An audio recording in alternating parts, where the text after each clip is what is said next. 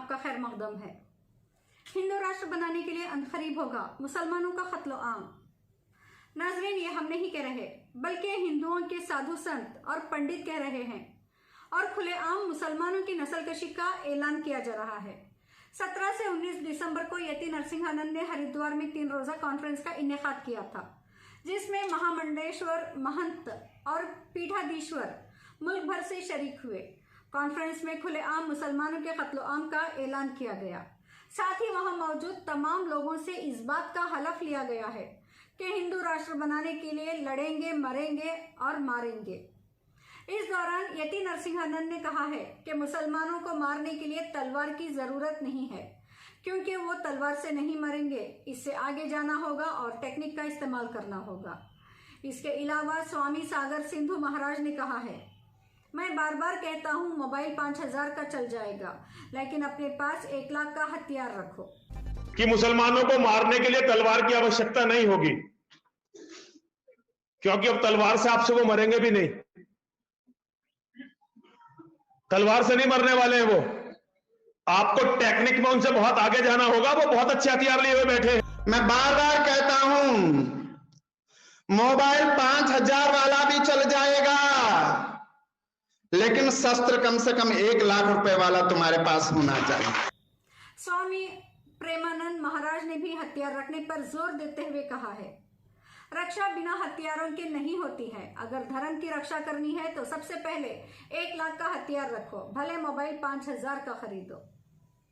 इन सब के आगे मजीद ऊंची छलांग मारते हुए पटना के स्वामी धर्मदास ने कहा है, अगर हाथ में रिवॉल्वर होता तो मैं नाथूराम हो जाता और 6 की 6 गोलियां मनमोहन सिंह की छाती में उतार देता। हाथ में रिवॉल्वर होता और मैं नाथूराम हो जाता और अपनी 6 की 6 गोलियां मैं मनमोहन सिंह के छाती में मैं लगा देता।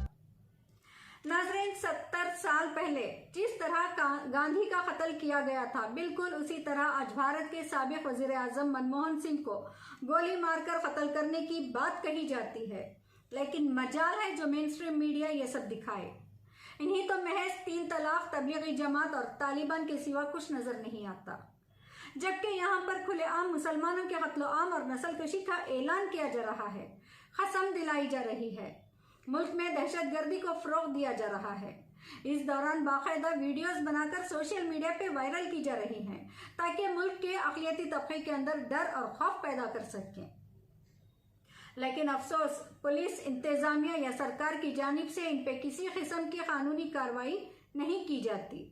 ना ही मुसलमानों की अम्मा यानी हमदर्द, जो भारत की सबसे बड़ी अपोजिशन जमात कहलाती है, जो सेक्युलर होने का दावा करती है, इस कांग्रेस की जानिब से किसी किस्म का रद्दो अमल देखने को मिलता है। जबकि यहाँ पर एक सिख बरादरी से ताल्लुक रखने वाले कांग्रेस के साबिक वज़ीर आज़म मनमोहन सिंह के कत्ल का ऐलान खुलेआम हो रहा है। और इस पूरे कॉन्फ्रेंस के दौरान बीजेपी लीडर अश्विनी उपाध्याय का वहां पे मौजूद होना इस बात का सबूत है कि इस दहशतगर्दाना सरगर्मियों के पीछे बेशक बीजेपी सरकार की पुष्टपनाही हासिल है। अफसोस कि आज गांधी, भगत सिंह और मोहम्मद अशफाक के भारत में अंग्रेजों के दलाल गोडसे की औलाद मुसलमानों के कत्लो आम की तैयारियां कर रही हैं, जिसके लिए आम हिंदुओं को उकसाया जा रहा है। हर घर में हथियार तकसीम किए जा रहे हैं, हर हिंदू को हथियार चलाने और मुसलमानों का कत्ल करने की नसीहत की जा रही है। और सेक्युलरिज्म के दावेदार मुल्क की सेक्युलर जमातें तमाशबीन बनी मुसलमानों के नरसंहार की हिमायत कर रही हैं।